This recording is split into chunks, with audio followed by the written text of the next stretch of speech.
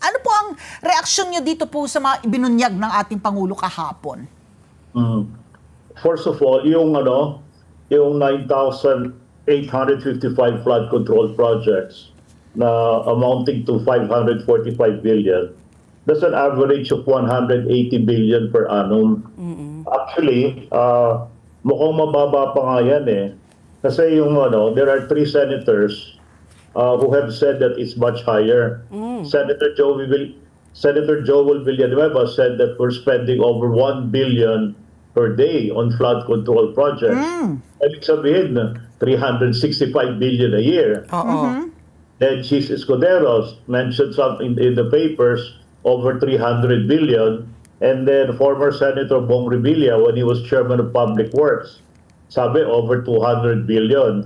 Kaya yung 545 billion, nagtataka ko over the last 3 years. Parang mapapa pa nga yung maliit figures. Yan, 545, come to think of it, no?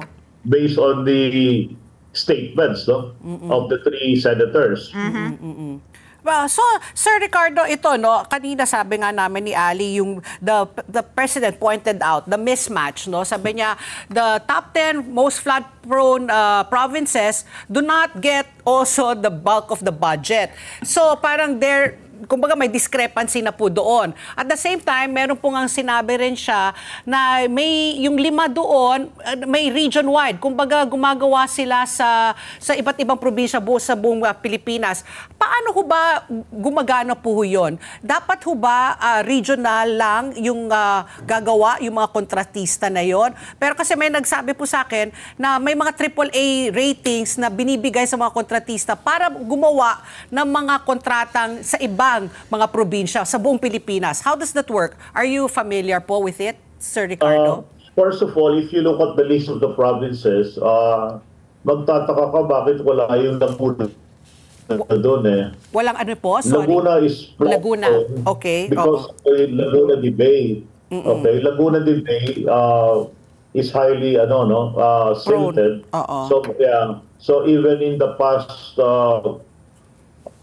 typhoons from Ondoy, flooded yan eh. So nakapagtataka, hindi kasama yung Laguna dyan, Then, yung sa mga contractors naman, you have 50 contractors that monopolize the flood control projects. Yung isang question doon, ano ba yung mga classification nila? Di ba? Are they AAA contractors? I noticed one of the 5 contractors that has projects almost in all regions is not even a construction company. Sino po? Ang pangalan niya, Trading and Development Services. Ano ba ito? Di ba? Pangalan mo, Construction Corporation and all of that.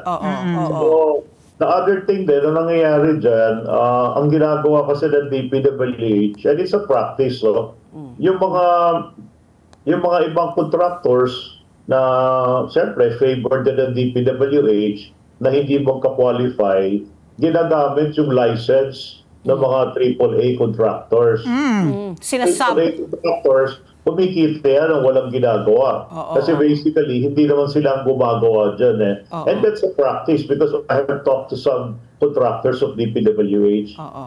So parang pinapahiram, sinasublease. Sinasubcontract. Pwede ba yun? Is that legal though? That's why nga. Pinapagamit yung license nila. Yeah. Kasi hindi magka-qualify. Common practice.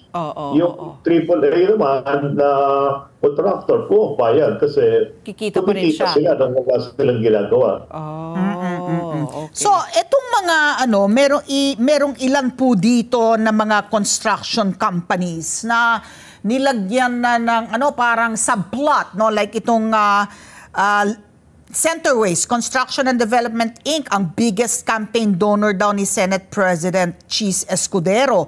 Sorsogon-based itong legacy na noong 2021, 5 ang flood control projects na nakuha niya, but in 2022, it jumped to 44. Yung firm din ni Sunwest. Ang construction firm naman ni Zaldico, Congressman Zaldico. So ang yung mga mambabatas, effectively yung ating mga legislators having some ties with itong napangalanan na top 15 na nakakopo ng flood control projects na ito.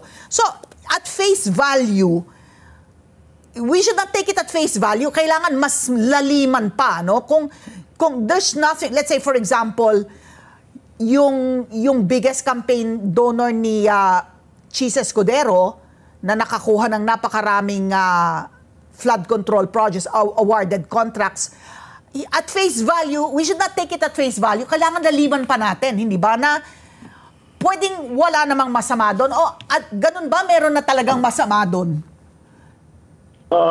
Masama yun kasi dapat, di ba, DPWH in choosing their contractors, di ba, they should choose those who are really qualified. Ang nangyayari kasi dyan, may senador, may congressman, they have their favored contractors. And that's nothing new. Kasi for example, like in Iloilo or Panay, okay, there's a senator there, di ba, who gives contracts to favored contractors. Kaya, ayan, nagkakaproblema yung mga flyovers nila, yung mga projects nila.